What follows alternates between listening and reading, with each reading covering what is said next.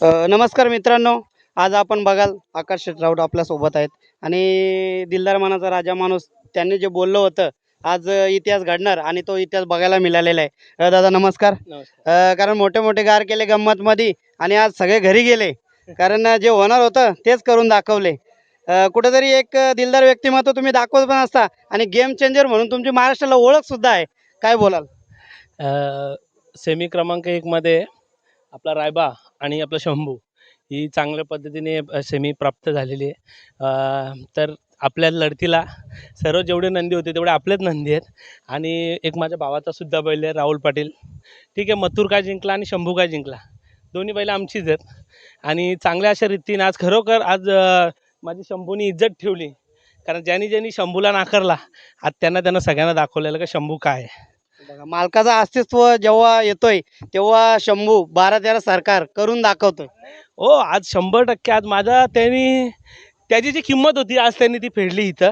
कारण का शंभू 3 फेऱ्यामध्ये बऱ्याचशा लोकांना माहीत नाही, 3 फेऱ्यामध्ये प्रत्येक मैदानात फायनलला प्राप्त राहतो. कारण का त्याचं स्पीडच तेवढं आहे. आणि आज आमचे अलंकार भाऊ यांचा बैल जो बाजी रायबा हा बैल पण अतिशय चांगला पळतो.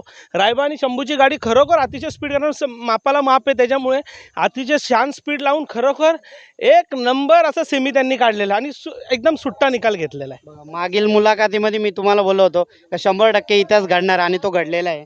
कारण रायबा पण तितकाच जोत्याचा खूप चांगला असा सुंदर महादेवाचा नंदी आहे. कारण जो शंभू आणि रायबा हे एक जोत्यामध्ये जसं काही येवन जोडी कशी रायबा सॉरी आपला भुंगा आणि सैराट कशी येवन जोडी पळते आता मुंबईमध्ये, तसा शंभू आणि रायबा पळाला. हो, खूप एकदम आणि आनंद झाला, खूप आनंद झाला.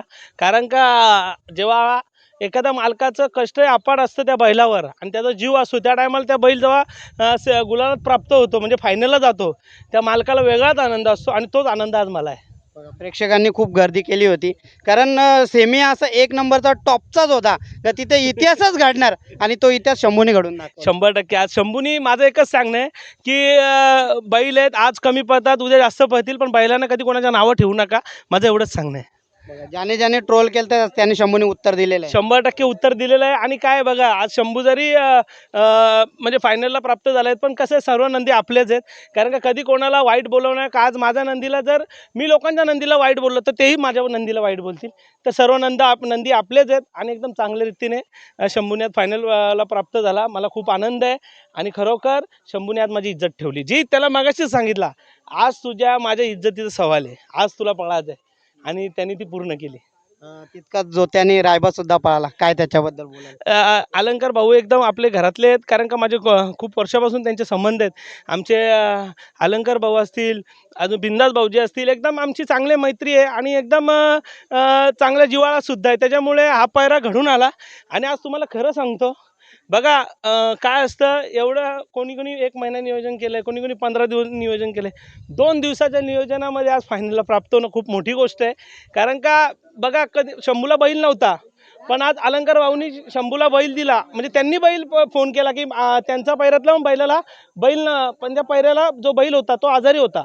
त्याच्यामुळे त्यांनी काय बोलले, मला बैल पाहिजे. मी एका शब्दावर बैल दिला. मनामध्ये कुठलीही शंका न ठेवता ज्या टायमाला कुठलाही बैलगाडा मालक बैल देतो 100% तुम्हाला गुलाल प्राप्त होणार. बघा, दिलदार व्यक्तिमत्व म्हणून तुम्हाला म्हटलं जाते.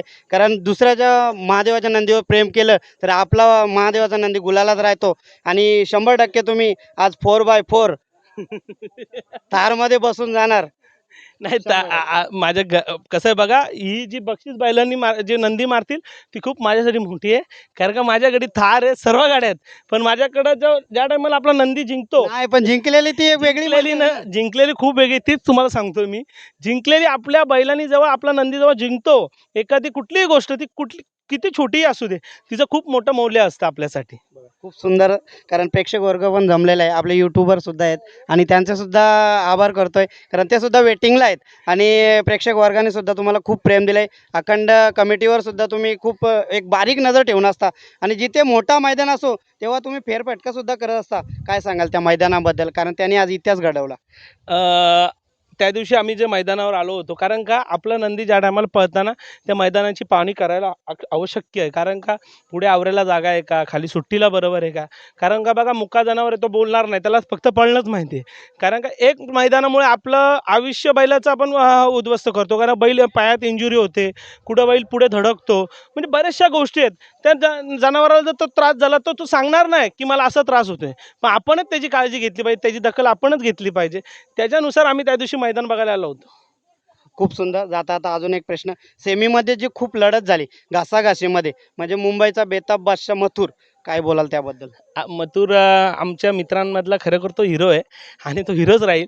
कारण का त्याचा भरपूर असा इतिहास आहे, त्याचा इतिहास कोण पुसू शकत नाही. तर आज त्याचा बारकाच भाऊ जिंकला आहे असं तो पण मथुर पण सुद्धा बोलत असेल. राहुल पाटील आणि मी स्वतः भाऊच आहे आणि त्याचा आमचा जो मथुरचा बारकाच भाऊ आज सेमी प्राप्त झालेला आहे, मथुरला सुद्धा माहिती आहे.